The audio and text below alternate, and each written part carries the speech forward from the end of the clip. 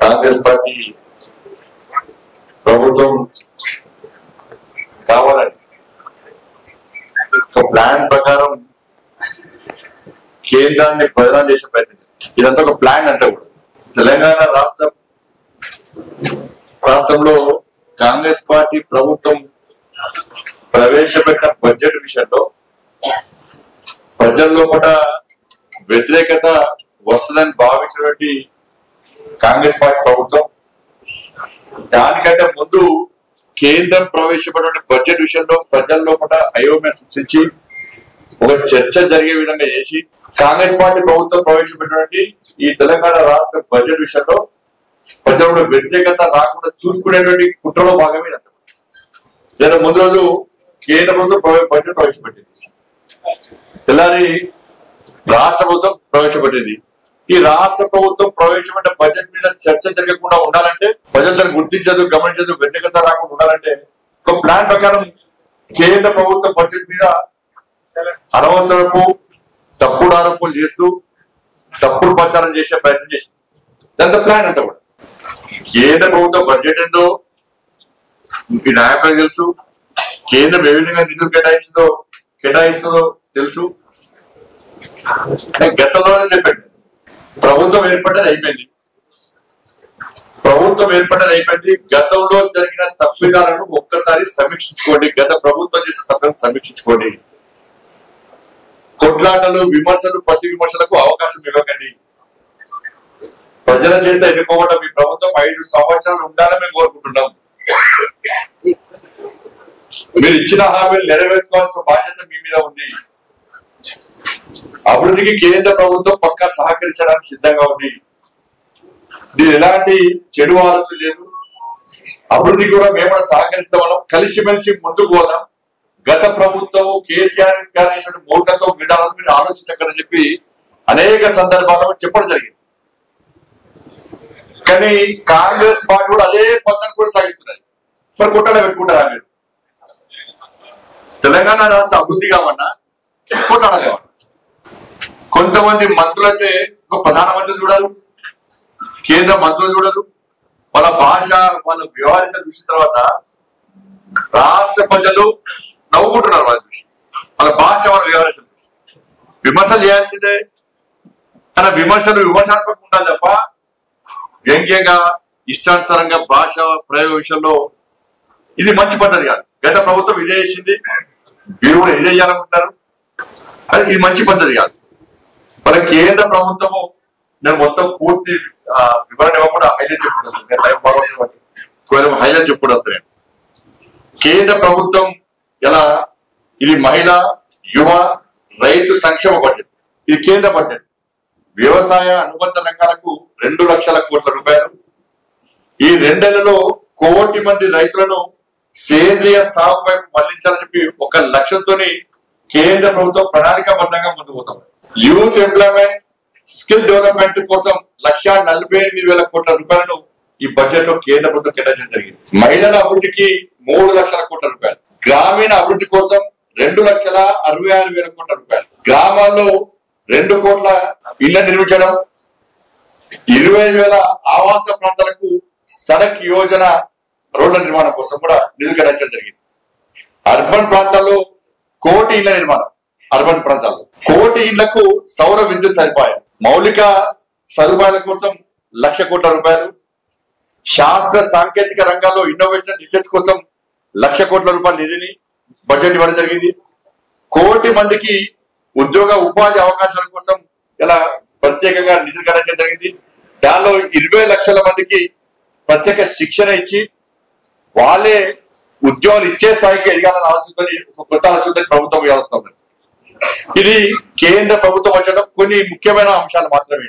దాంతో పాటు కేంద్ర బడ్జెట్ లో తెలంగాణ కేటాయింపు ఏమి అన్నారు. రాబోయే 5 నెలల్లో 20 లక్షల మంది యువకులకు శిక్షణ ఇచ్చి ఉద్యోగ ఉపాధి అవకాశాలు కల్పించాలని చెప్పి కేంద్ర ప్రభుత్వం బడ్జెట్ లో స్పష్టం చేయడం జరిగింది.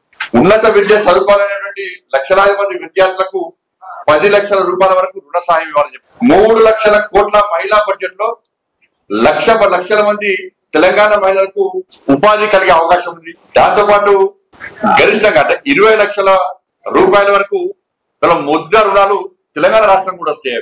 దాంతో అర్బన్ ప్రాంతాల్లో నిర్మించేటువంటి ఇళ్ల నిర్మాణం అంటే మధ్య తరగతి ప్రజల కోసం కూడా 1 కోటి ఇళ్లలో తెలంగాణ కూడా జనాభా ప్రాతిపదికన వాట వస్తుంది. మధ్య తరగతి ప్రజలు కూడా ఇళ్ల నిర్మాణం చేసుకోవడం కూడా ప్రభుత్వం ప్రత్యేకంగా సంక్షేమ పథకం ఉంది దానికి ఇళ్ల నిర్మాణం కోసం. దానికి జనాభా ప్రాతిపదికన తెలంగాణ రాష్ట్రం కూడా వాటా వస్తుంది. ఇలా ప్రధానమంత్రి ఆవాస్ యోజన కింద గ్రామీణ పట్టణ ప్రాంతాల్లో నిర్మించే 3 కోట్ల ఇళ్లలో తెలంగాణకు లక్షల ఇళ్లు వస్తాయి. ఇది రాష్ట్ర ప్రభుత్వం కూడా కేంద్రం యొక్క సహకారం తీసుకుంటాం ప్రధానమంత్రి ఆవాస్ యోజన కింద అని కూడా స్పష్టం చేయడం జరిగింది.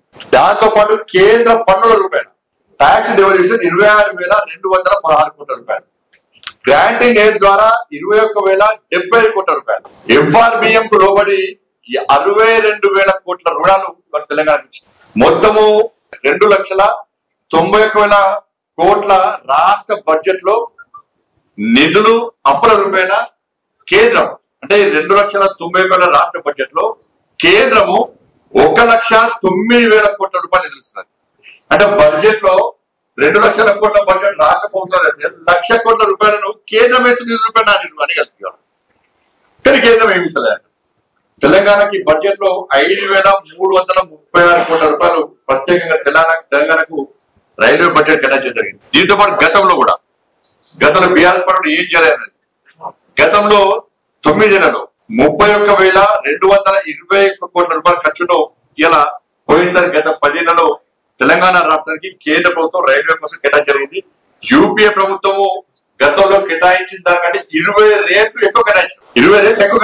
ఈ 10 నెలలు 32,946 కోట్ల వ్యయంతో నూతన రైల్వే ట్రాక్ నిర్మాణం తెలంగాణ రాష్ట్రంలో చేపట్టడం జరిగింది. ఇప్పటికే 100% రైల్వే విద్యుతీకరణ పనులు పూర్తి చేస్తాం. 100% తెలంగాణ రాష్ట్రం ఎక్కడ కూడా కనీసం పెండింగ్ లేదు ఇక్కడ కూడా. దాంతో పాటు తెలంగాణ రాష్ట్రంలో 437 ఆర్ఓబీలు ఆర్యూబీలు 437 కరీంనగర్లో తిరువనపల్లి ఉన్నది. ఈ 10 ఏళ్లలో కేంద్ర ప్రభుత్వం ద్వారా కేంద్ర ప్రభుత్వం 10 లక్షల కోట్ల నిధులు కేటాయించింది తెలంగాణ రాష్ట్రానికి 10 ఏళ్లలో. గతంలో 9 సంవత్సరాలకు సంబంధించి కిషన్ రెడ్డి గారు పూర్తిగా పవర్ ప్లాంట్ ప్రజెంట్ చూపడం జరిగింది. దాని తర్వాత ఇంకో 1 ఏళ్ళు 10 లక్షల కోట్లు ఇచ్చాం మనం. 10 ఏళ్లలో 10 లక్షల కోట్ల రూపాయల నిధులు మనం సంక్షేమ పథకాలు కానీ అభివృద్ధి నిధులు కానీ రుణాల రూపకంగా మనం కేటాయించిన వాస్తవం ఆధారాలతో సహా అనేక ప్రాంతాల్లో అనేక సందర్భాల్లో మేము స్పష్టం చేయడం జరిగింది. గతంలో బీఆర్ఎస్ పార్టీ ప్రభుత్వం కేంద్రం నిధులు జారీ బడ్జెట్ విడుదల చేసినప్పుడు కూడా మ్యాచింగ్ గ్రాంట్ రాష్ట్ర ప్రభుత్వం ఇవ్వకపోవడం వలన కోట్ల రూపాయల నిధులు వాపసు పోయింది. ఇప్పుడు స్మార్ట్ సిటీ అంతే నిధులు డైవర్ట్ చేసినప్పుడు గొడవ ఇచ్చేది. ఇప్పుడు రైల్వే ఎగ్జామ్ ఉదాహరణ ఆర్ఓబి 80% రాష్ట్ర ప్రభుత్వం ఇవ్వాలి, 20% కేంద్ర ప్రభుత్వం ఇస్తుంది. గతంలో రాష్ట్ర ప్రభుత్వం ఇవ్వలేదు. 20 కోట్ల రూపాయలు వాపసు పోతుంటే ఆ రద్దు క్యాన్సల్ అయ్యే టైంకు ఆనుకోకుండా సేతు 100 స్కీమ్ వచ్చింది. ఇట్లా తెలంగాణ కేసీఆర్ ప్రభుత్వం సహకరించకపోవడం వలన మ్యాచింగ్ గ్రాంట్ ఇవ్వకపోవడం వలన కోట్ల రూపాయల నిధులు అభివృద్ధి నిధులు సంక్షేమ పథకాలు మొత్తం వాపసు పోయినాయి నిధులు. మరి రాష్ట్ర ప్రభుత్వం మ్యాచింగ్ గ్రాంట్ విషయంలో ఎక్కడ ప్రస్తావన లేదు. శాఖల వారిగా కనీసం అనాలే, సరే కేంద్ర ప్రభుత్వం సహకరిస్తే మేము కూడా మ్యాచింగ్ గ్రాంట్ ఇస్తామని చెప్పాలి. అసలు గతంలో కేసీఆర్ గారు మ్యాచింగ్ గ్రాంట్ ఇవ్వకపోవడం వలన కేంద్రానికి సంబంధించిన నిధులు వాపసు పోయినాయి. ఈసారి అట్లా జరగకుండా చూస్తాము, దాని మాట్లాడలేదు. దాంతో పాటు నేను ఆరోగ్యశ్రీ విషయంలో రాష్ట్ర ప్రభుత్వం నిధులు కేటాయించింది. ఇలా రాష్ట్ర ప్రభుత్వం క్లారిటీ ఇవ్వాలి. మీరు ఆయుష్మాన్ భారత్ సంబంధించి 10 లక్షల వరకు వైద్యం చేసుకునే విధంగా కేంద్ర ప్రభుత్వం ఆయుష్మాన్ భారత్ ప్రవేశపెట్టింది. మరి మీరు ఆయుష్మాన్ భారత్ కలిపి చెప్తున్నా ఆరోగ్యశ్రీ అదనంగా ఉందా నిధులు పథకం కేటాయించిన? ఆయుష్మాన్ భారత్ అలాగే ఆరోగ్యశ్రీ అలాగే ఈ విషయంలో స్పష్టం చేయాలి, పక్కా స్పష్టం చేయాలి.